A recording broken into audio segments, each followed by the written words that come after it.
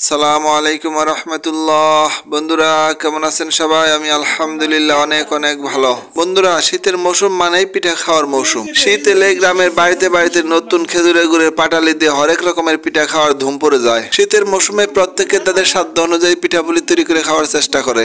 আর বাড়িতে কিছু প্রিয় মেহমান আসলে তো আর কথাই নেই, তাদের খুশি করার জন্য হরেক রকমের পিঠাপুলি তৈরি করা হয়। আর আমাদের বাড়িতেও আমাদের কিছু প্রিয় মেহমানের আগমন ঘটেছে, আর তাদের উদ্দেশ্য করে বাড়িতে বিভিন্ন রকমের পিঠাপুলি তৈরি করা হয়েছে। সেগুলোর মধ্যে আমার ছেলে আব্দুল্লাহ সবচাইতে প্রিয় পিঠা হইতেছে ভাপা পিঠা। গরম গরম ভাপা পিঠা হলে ওর আর অন্য কোনো পিঠা লাগেই না। তো বন্ধুরা, আমাদের বাড়িতে নানান রকম পিঠার সাথে ভাপা পিঠাও তৈরি করা হয়েছে, আর তারই ভিডিও আমি আপনাদের সাথে শেয়ার করতেছি। বন্ধুরা, শেষ পর্যন্ত সাথেই থাকুন, দেখতে থাকুন। দেখতে দেখতে ভালো লাগা ভালোবাসা হয়ে যাবে ইনশাল্লাহ। এখনো যারা আমার ছোট্ট চ্যানেলটিকে সাবস্ক্রাইব করেননি, প্লিজ দয়া করে সাবস্ক্রাইব করে সাথেই থাকবেন, আর পাশে থাকা বেল বাটনটি অল করে রাখুন, যাতে নতুন কোনো ভিডিও ছাড়লে সাথে সাথে আপনাদের মোবাইল স্ক্রিনে নোটিফিকেশন চলে যায় আর সবার প্রথমে আপনি সেটা দেখে নিতে পারেন। তো দেখতে থাকুন, দেখতে দেখতেই কথা হবে ইনশাআল্লাহ। তো বন্ধুরা, তাহলে চলুন এবার শুরু করা যাক। ভাপা পিঠার তৈরির প্রধান উপকরণ হচ্ছে চালের গুঁড়ি, আর এই চালের গুঁড়িকে আমরা মেশিনে ভাঙিয়ে সেগুলোকে পিঠা তৈরির প্রসেসিং এ নিয়েছি। আর একটা প্রধান উপকরণ হচ্ছে গুড়ের পাটালি। এখানে আমরা নতুন খেজুরের গুড়ের পাটালিটাই ব্যবহার করতেছি।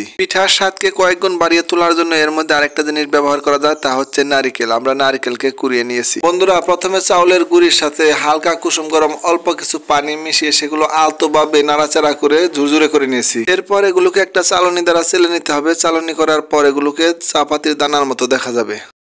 তো বন্ধুরা, ইতিমধ্যে আমরা সেই গুঁড়িগুলোকে চালনের দ্বারা চেলে ঝুরঝুরে করে নিয়েছি, তা অবশ্যই দেখতে পাচ্ছেন গামলার মধ্যে। আর গামলার এ পাশটায় আছে আমাদের সেই পাটালি গুড়, যেগুলোকে আমরা বটি দ্বারা ঝুরঝুরে করে নিয়েছি। আর এ পাশটায় আমাদের সেই কুড়ানো নারিকেল। আর এ পাশটা একটা বাটি দেখা যাচ্ছে, যেটা আমাদের পিঠা তৈরির ডাইস হিসাবে ব্যবহার করা হবে।